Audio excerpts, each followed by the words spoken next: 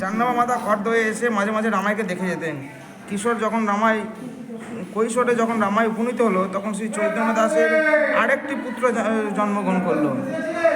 অতঃপর জাহ্নবী মাতা চৈতন্য দাসের স্ত্রীর কাছ থেকে রামাইকে চাইলেন। তা যখন আরেকটি পুত্র হলো, দ্বিতীয় পুত্র, তখন জাহ্নবী মাতা পূর্বে চেয়ে রেখেছিল, আবার চেয়ে নিলেন যে রামাইকে এবার দাও।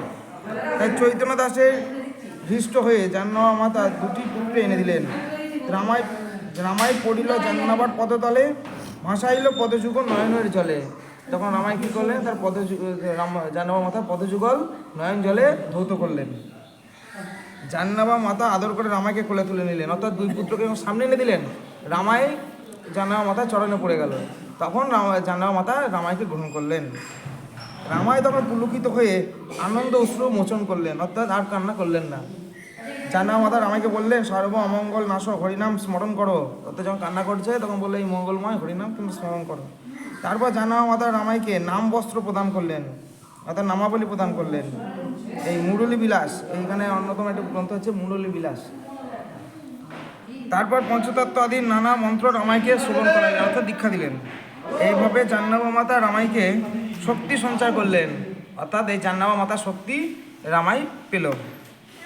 রামাই পিতামাতার স্থানে বিদায় নিয়ে জাহ্নবী মাতার সহিত চলে আসেন। এই ধীরে ধীরে গৃহ ত্যাগ করে জাহ্নবী মাতার সঙ্গ প্রদান করলেন।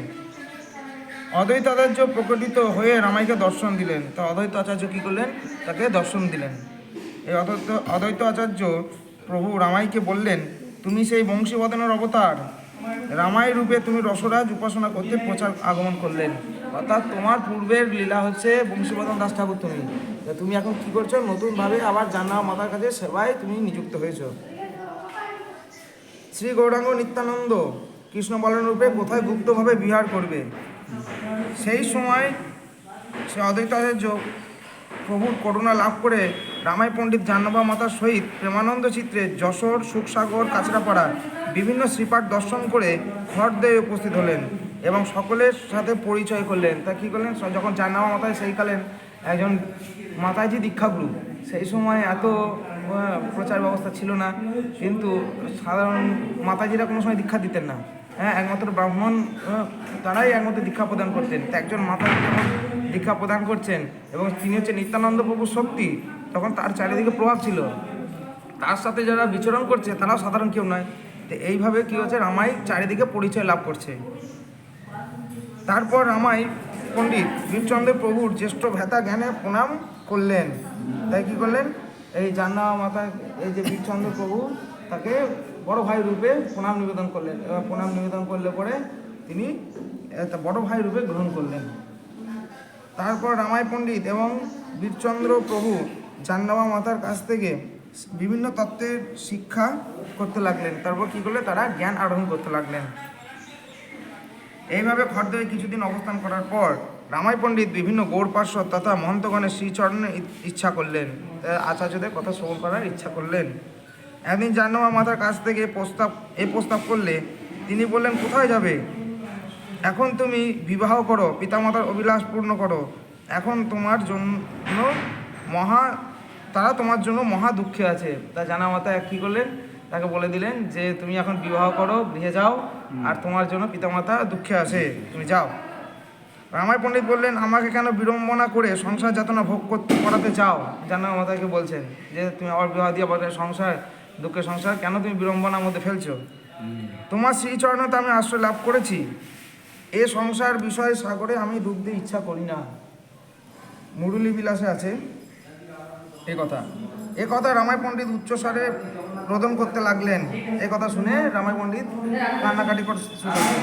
এ মতো অবস্থায় জাহ্নবী মাতা রামাইকে বললেন, রোদন সংবরণ করো, মনস্থির করে মহন্তগণের দর্শনের জন্য সুখ গমন করো। অর্থাৎ আমি যেটা বলছি সেটা তোমার সেই সুখের কারণ।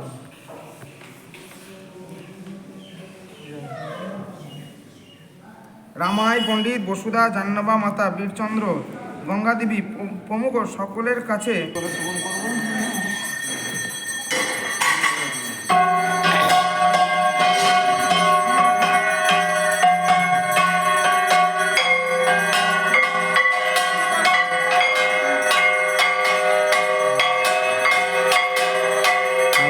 দর্শন করুন।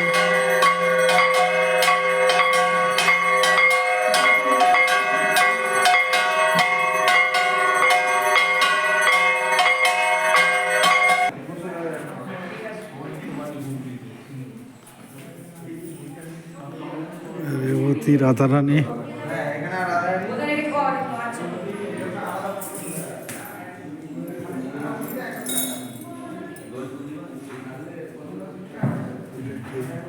রেবতী রাধারানী।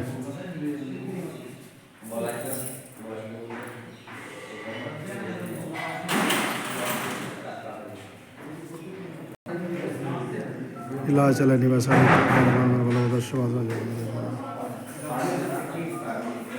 আগেকার দিনের পাট বাড়িগুলো এই ডিজাইনেরই হয়।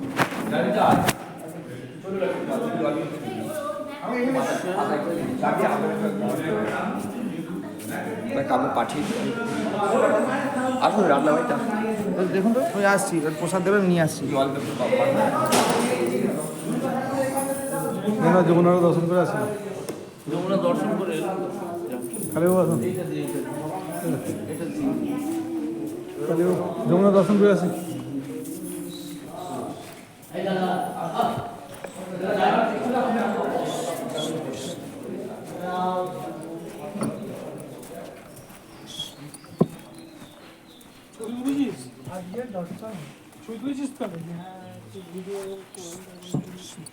এটা যমুনা নাকি?